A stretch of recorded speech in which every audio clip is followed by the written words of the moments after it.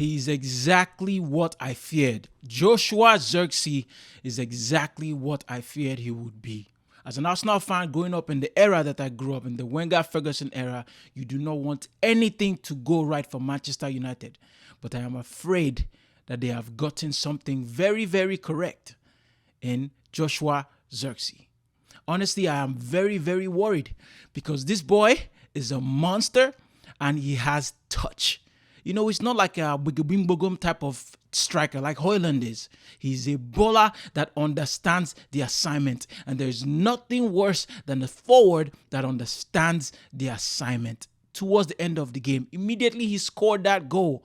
His focus was on maintaining the victory for Manchester United. We saw him at left back towards the end twice. That is insane. Do you know why? He understands the assignment. He understood what was needed and he ensured that he got it done. And I am absolutely worried. I'm not going to pretend like I've watched him 1,000 times. I've probably watched him only a handful of times.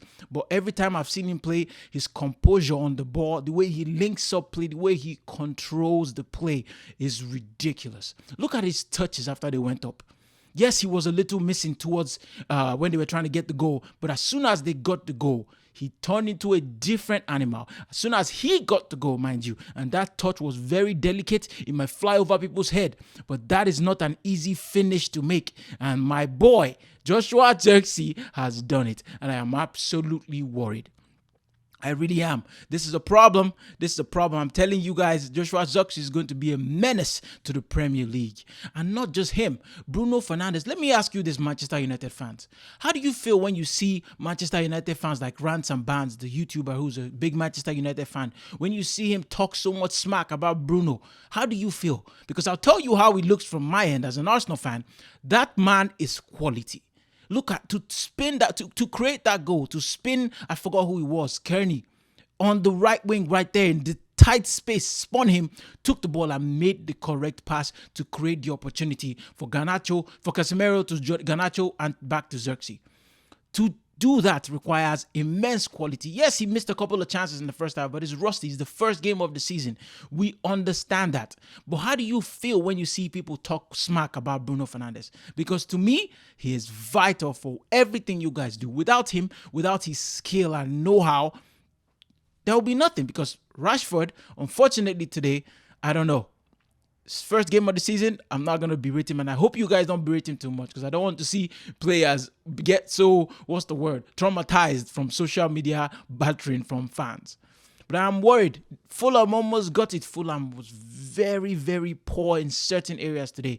But you think about the opportunities. Pereira running 2-on-1 with Iwobi on the left against Harry Maguire. Only just pick your pass, my son. Pick the correct pass, and he hits it directly at Harry Maguire's foot. But maybe I'm wrong for not giving Maguire credit because that was incredible defending. Absolutely incredible defending. I am worried. I was praying. I had all my prayer warrior mentality going on so that Fulham would have, for Fulham to hold on for the victory, for the tie at least. But they failed me. They lost. Garnacho, with that last-minute sitter that he missed, Rashford squared the ball to him. He was a little behind in my opinion, but he definitely had enough time to do better. But he scuffed his lines, he fluffed his lines and hit the ball wide. But he ended 1-0 to Manchester United. I told you guys this season, in my last video, this season is not going to be easy. Manchester United, if they get it right, if they tweak the right things, if they do not play Bruno Fernandes as the false nine, if they just have Zirkzee fit, they're going to be a problem. Ahmad, I thought, did okay today. Scott McTominay, we thought he got the goal. He always does his thing. And I was worried about, what's his name? Ten Hag bringing on two defenders late in the game. Delete and who else did he bring? And Johnny Evans. I'm like, commentator was saying that they were not ready. And like, why would he admit that his players are not ready? Because you are supposed to be ready. This is professional football. This is not Sunday League. What do you mean you don't have players that are ready? But it worked out. They got the victory. Nobody will remember that. I bet you if they didn't get the victory today, more and more people would have talked about those substitutions. I'm here sweating. Goodness. Man United, top of the league as it stands, and I do not expect this season to be easy. They will be right in amongst the mixed, and I'm hoping that I'm completely wrong, but I fear that this season will be even much more difficult for the Gunners. to find a way to top Man City, because it's not just Man City we're facing against. But we play against tomorrow.